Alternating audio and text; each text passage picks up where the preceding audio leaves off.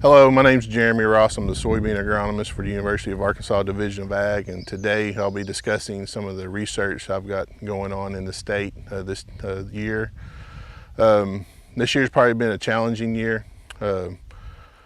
Compared to last year, we're extremely late on getting soybeans planted, and just like the farmers, my plots are a little bit late getting planted. But hopefully the year will continue on. We'll have a good year and have a good harvest at the end of the season. Some of the main things we've been having problems with the last couple of years, probably the number one has been glyphosate resistant pigweeds. New chemistry on the market and new technologies have come on the market, and the biggest thing to help combat some of the glyphosate resistant pigweed problems has been the LibertyLink technology. For the last 4 or 5 years, we've been conducting supplemental LibertyLink and Roundup Ready comparison trials in addition to our statewide variety testing program. And in those trials, we compare some of the more popular Roundup Ready soybean varieties versus the current LibertyLink varieties that are currently on the market. For the last several years, we have not seen any kind of yield drag or yield problems with the LibertyLink system and the varieties. Just like with any other soybean variety, there are certain limitations to the LibertyLink varieties, be it width of the row, maturity group, heights of the plants, nematode packages, disease packages, other things like that. And so we're trying to get as much information as possible to get to the growers to try to grow the highest yielding economical crop they can. With this Roundup Ready LibertyLink comparison trial we've been conducting, again, we have not seen any yield drag or yield lag with the LibertyLink varieties, and we are seeing some good results with those varieties.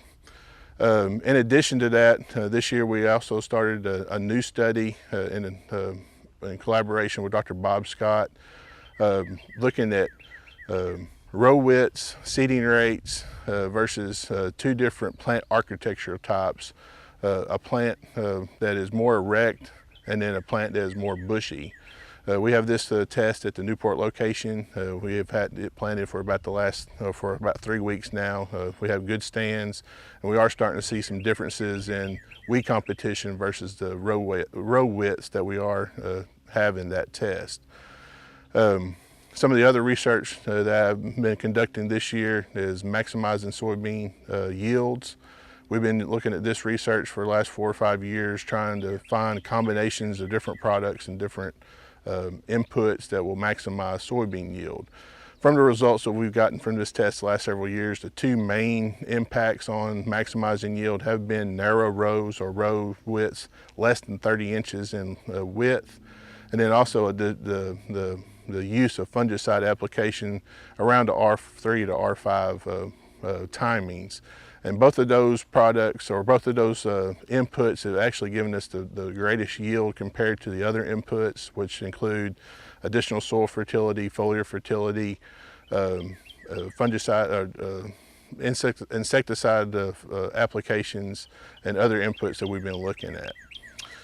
In addition to that, we are looking at other things. We're looking at row spacing research in addition to the test I'd already talked about, looking at seeding rates and other things like that.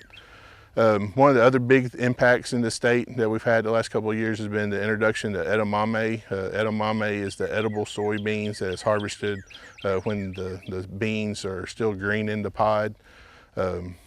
We've got quite a bit of acreage in the state this year, and that acreage is expanding. Because it is a fairly new crop in the state, we really didn't have a whole lot of current recommendations for that. And so along with not only myself, but other researchers, we're looking at fertility recommendations, planting date recommendations, row space widths, looking at fungicide, insecticide, and herbicide recommendations to try to help the growers that are looking at this new commodity in the state to grow the best economical crop they can.